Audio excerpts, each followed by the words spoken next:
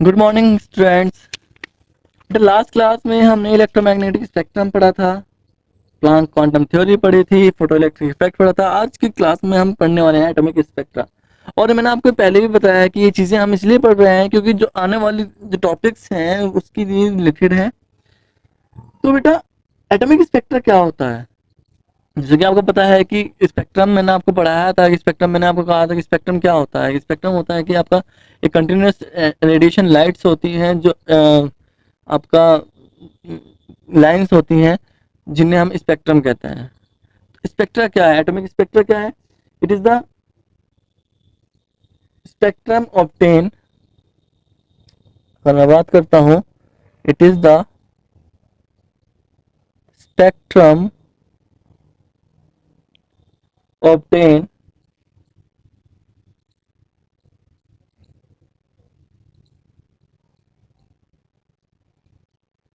From the characteristic behavior from the characteristic behavior of an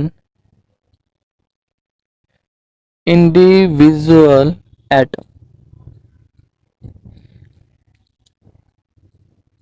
यानी atomic spectrum क्या है?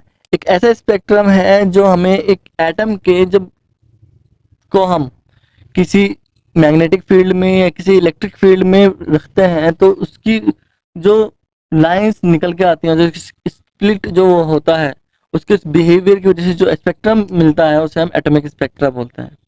बेटा, एटॉमिक स्पेक्ट्रा दो तरीके से हम फाइंड आउट कर सकते हैं। There are two ways. और हम बात करते हैं, there are two ways to find the to classify the atomic spectrum। okay, first is line spectrum या कह लीजिए emission spectrum। emission spectrum, emission spectrum को हम बेटा लाइन स्पेक्ट्रम भी बोलते हैं। क्या बोलते हैं? लाइन स्पेक्ट्रम भी बोलते हैं। एमिशन स्पेक्ट्रम को हम लाइन स्पेक्ट्रम भी कहते हैं। तो एमिशन स्पेक्ट्रम क्या होता है बेटा?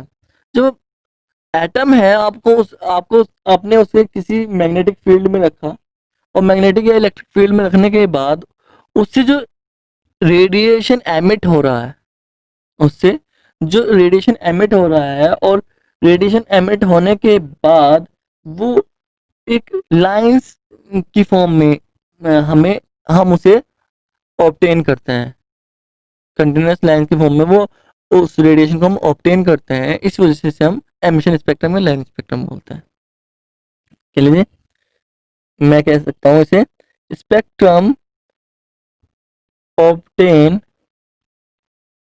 when an atom trade in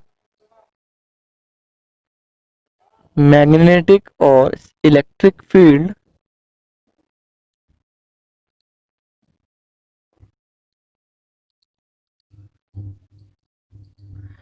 and radiation is emit।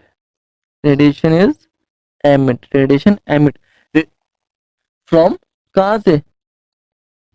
From atom. Atom से रेडिएशन एमिट होगा और उसे इसलिए हम एमिशन स्पेक्ट्रम बोलते हैं। Is that clear? इसे लाइन स्पेक्ट्रम भी बोलते हैं। आपको बेटा याद रखना है कि जो लाइन स्पेक्ट्रम है, यही चीज हमें बहुत सारी है। एटम की जो वेव नेचर है, एटम जो है दो तरह की नेचर शो करता है। मैं आपको बता दूं, एटम जो है, क्योंकि एक मूविंग पार्टिकल है, और जो कोई भी मूविंग पार्टिकल होगा वो दो तरह के नेचर शो करेगा। पार्टिकल नेचर भी जो उसकी होती है, पार्टिकल यानी जिसमें मास होता है, जो स्पेस घेरता है, वो पार्टिकल होता है। और वेव नेचर भी, जो वेव की नेचर है वो भी वो शो करता है। तो इस तरह ये दो तरह की शो करता है, और लाइन स्पेक्ट्रम उसकी वेव नेचर को एक्सप्लेन करने में हेल्प करता है हमें।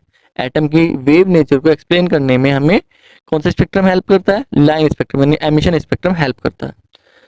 दूसरी चीज अगर मैं बात करता हूं एब्जॉर्प्शन स्पेक्ट्रम की,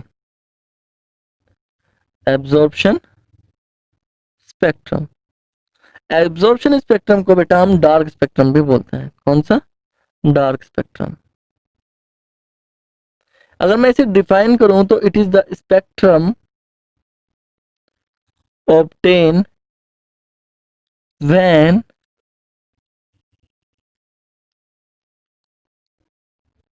radiation absorbed by atom, okay, in the form of dark lines, in the form of dark lines। तो इन्हें हम डार्क स्पेक्ट्रम क्यों बोलते हैं? ये समझ में आ रहा है कि हमें जो और स्पेक्ट्रम मिलता है और डार्क लाइंस की फॉर्म में मिलता है, तो इसलिए डार्क स्पेक्ट्रम भी बोलते हैं इसे हम। और ये एब्जॉर्प्शन स्पेक्ट्रम क्यों है? क्योंकि ये स्पेक्ट्रम हमेशा एटम जो है ना रेडिएशन को जो एब्जॉर्ब करता है, जो एटमॉस्फेयर में रेडिएशन है उसे एब्जॉर्ब करता है, उसकी वजह से जो होता है उसे हम एब्जॉर्प्शन स्पेक्ट्रम बोलते हैं। Is it clear? तो ये जो आपका हमें जो मेन आपको पढ़ाना है, जो मेन जो हमें पढ़ना है वो एमिशन स्पेक्ट्रम पढ़ना है। तो हमें एमिशन स्पेक्ट्रम ऑफ हाइड्रोजन पढ़ना है। क्या पढ़ना है बेटा? Emission spectrum of hydrogen. Hydrogen का एमिशन स्पेक्ट्रम हमें पढ़ना है बेटा। बेटा जब हाइड्रोजन का अगर हम देखते हैं, अगर मैं हाइड्रोजन की बात करता हूँ, हाइड्रोजन जो है सिंपलेस्ट एटम है आपका। सिंपलेस्ट एटम क्यों है? इस आपको समझ में आता होगा कि भाई इसका एटॉमिक नंबर 1 है, इसमें एक ही इलेक्ट्रॉन है और एक ही प्रोटॉन है। यानी जो ट्रीटमेंट होगा वो एक इलेक्ट्रॉन एक प्रोटॉन के बेस पर होगा। इसी के बेस पर हम आगे जो जितने भी एटम हो उन्हें सिंप्लीफाई एक्सप्लेन कर सकते हैं। एक प्रोटॉन का स्पेक्ट्रम ये है तो 10 प्रोटॉन का 2 प्रोटॉन का स्पेक्ट्रम ये होगा। एक इलेक्ट्रॉन का स्पेक्ट्रम इस तरह का आएगा तो एक बाकी इलेक्ट्रॉन्स का स्पेक्ट्रम इस तरीके से आएगा। Is that clear? तो क्या होता है कि बेटा जब हम इसी स्पेक्ट्रम को रखते हैं, इसे स्पेक्ट्रोग्राफी के अकॉर्डिंग रखते हैं, तो कुछ लाइन स्पेक्ट्रम्स आती हैं और हाइड्रोजन स्पेक्ट्रम को हम ग्रुप करते हैं। अगर मैं बात करता हूँ स्पेक्ट्रोमीटर के अकॉर्डिंग, एक्सपेरिमेंटल है, थियोरेटिकल है, हम देखते नहीं है, एक्सपेरिमेंटल है। तो मैं आपको बता दूं हाइड्रोजन जो है, हाइड्रोजन स्पेक्ट्रम जो है इसे हम ग्रुप करते हैं इनटू 5 सीरीज। 5 सीरीज में हम इसे ग्रुप करते हैं बेटा। और ये 5 सीरीज जो है कैसे हैं? अगर मैं इसकी हाइड्रोजन की 5 सीरीज देखता हूँ तो इस तरह की जो हमें लाइंस मिलेंगी वो कैसे मिलेंगी मैं आपको दिखा रहा हूँ। इट इज अ बेस कह लीजिए या फिर n=1 यानी फर्स्ट शेल कह लीजिए। ओके, ये फर्स्ट शेल है आपकी, उसके बाद ये सेकंड शेल है आपकी, फिर ये आपकी थर्ड शेल है, उसके बाद ये फोर्थ शेल है, उसके बाद ये आपकी फिफ्थ शेल है, उसके बाद आपकी सिक्स्थ शेल है। Okay, n=1, n=2, n=3, 4, 5, 6। Okay, ये चीज समझ में आ रही है आपके? यानी शेल है, किसी भी एटम की जो शेल्स होती हैं, एक एटम में कितनी शेल्स हो सकती हैं? बहुत सारे शेल्स हो सकते हैं। तो ये नंबर ऑफ शेल्स है और ये n शेल है।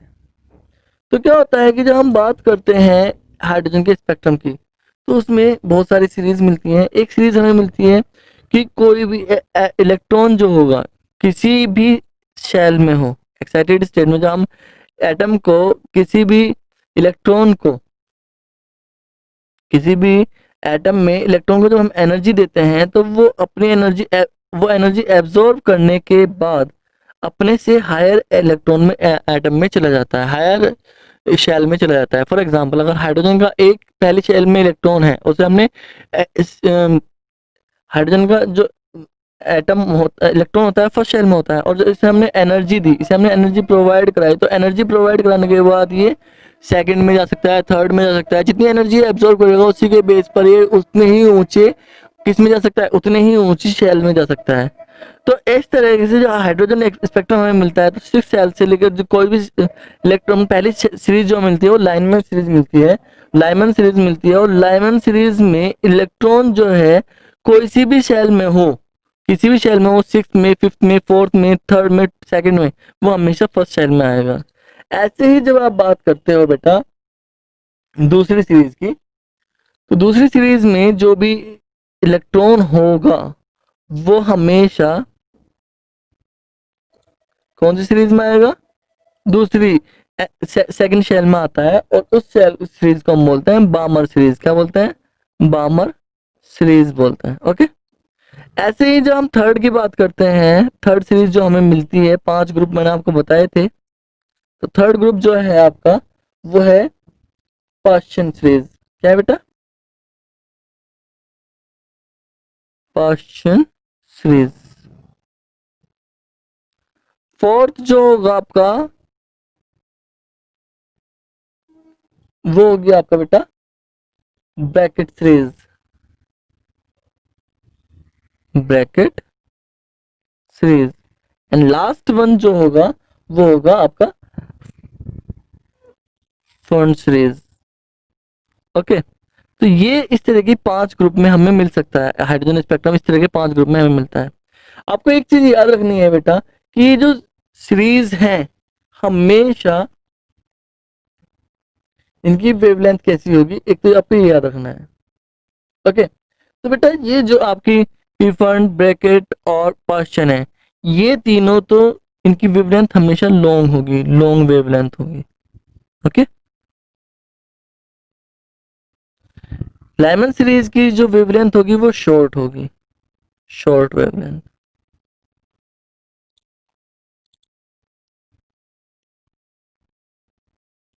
ओके, तो लाइमन की और हमें तो बामर सीरीज की क्या होगी? इंटरमीडिएट होगी, ये ना तो शॉर्ट होगी ना ही लॉन्ग होगी।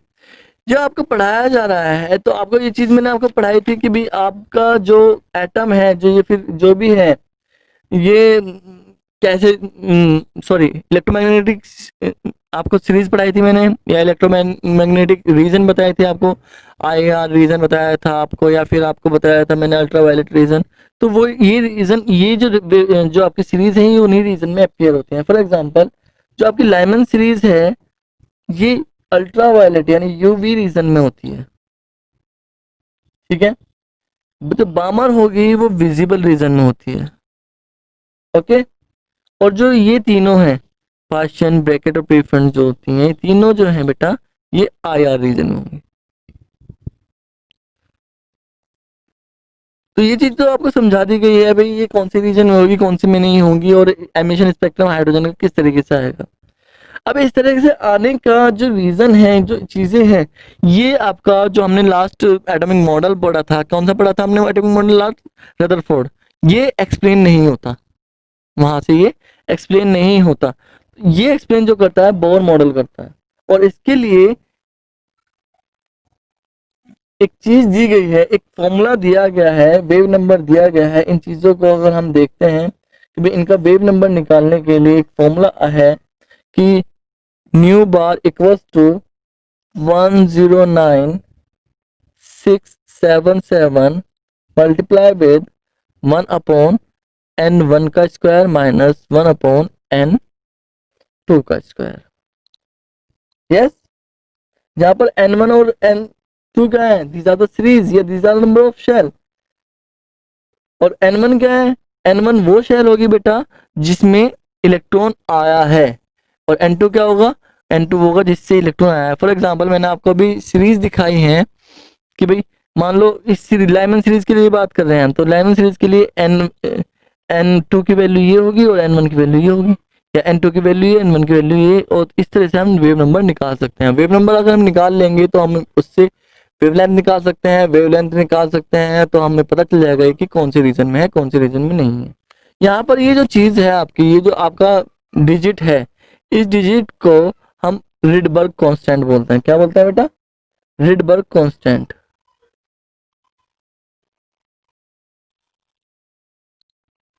ठीक है, रिडबर्ग कांस्टेंट बोलते हैं। Is that clear? तो आप इजीली किसी भी चीज को निकाल सकते हो, किसी भी सीरीज में जो वेव नंबर होंगे वो निकाल सकते हो, और वेव नंबर निकालने के बाद आप इजीली उसके वेवलेंथ निकाल सकते हो। Is that clear? एक चीज हमें ये चीजें हमें समझ में आ रही हैं, तो आपको ये चीज, क्या चीजें याद रखनी है? आपको याद रखना है कि जो लाइमन सीरीज है, बामर सीरीज है, पर्शियन सीरीज है, कहाँ पर आती हैं, किस कौन से रीजन में आती हैं, इनकी वेवलेंथ क्या होंगी, ये चीज़ें आपको बेटा याद रखनी है। क्लियर है? तो ठीक है, आज की क्लास में इतना। कल से हम बोर मॉडल पढ़ेंगे जो आपका मेन टॉपिक है, और उसके बाद में आपको देखेंगे, आप देखोगे कि इसमें जो आप तक पढ़ाया गया है ये कहाँ कहाँ इसमें इन्वॉल्व होता है। Thank you.